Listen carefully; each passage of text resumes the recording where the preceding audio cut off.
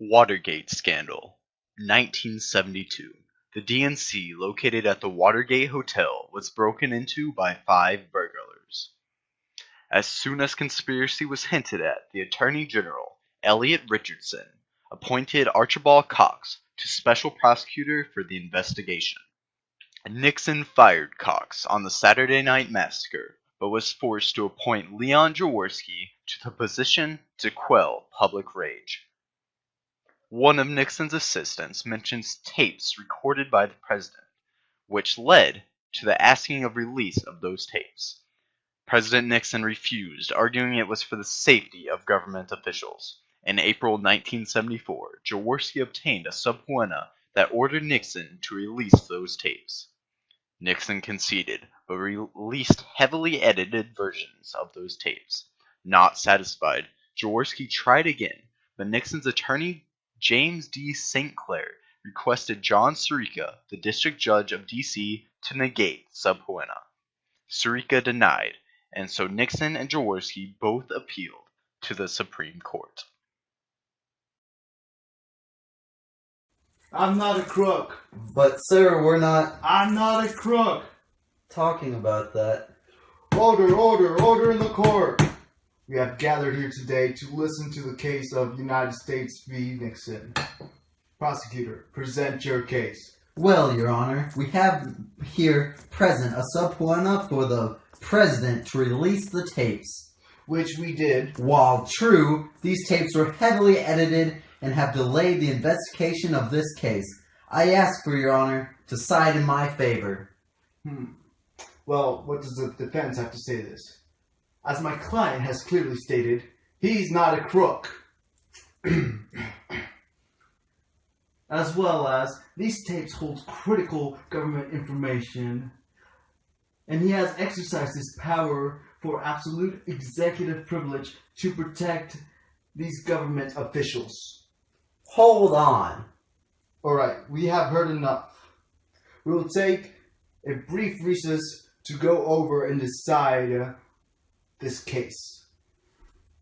A few moments later.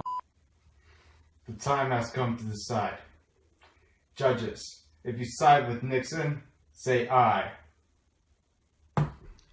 The court decision was unanimous, 8-0, in favor of the United States. Nixon couldn't have private presidential immunity due to the checks and balances system. This decision heavily limited the presidential power. Nixon was forced to release the tapes fully, and on August 9, 1974, Nixon resigned the presidency before impeachment. America needs a full-time president and a full-time Congress, particularly at this time with problems we face at home and abroad. To continue to fight through the months ahead for my personal vindication would almost totally absorb the time and attention of both the President and the Congress in a period when our entire focus should be on the great issues of peace abroad and prosperity without inflation at home. Therefore, I shall resign the presidency effective at noon tomorrow. Vice President Ford will be sworn in as president at that hour in this office. 1 hour later, 2 hours later, 3 hours later. Can you move it along? I'm all out of time cards. I was thinking about you, thinking about me, thinking about us, what we gonna be. Open my eyes, it was only just a dream. So I travel back down that road. Will she come back? No one knows. I realize it was only just a dream. And I want to say this to the television audience. I made my mistakes, but in all of my years of public life, I have never profited from public service. I've earned every cent. And in all of my years of public life, I have never obstructed justice.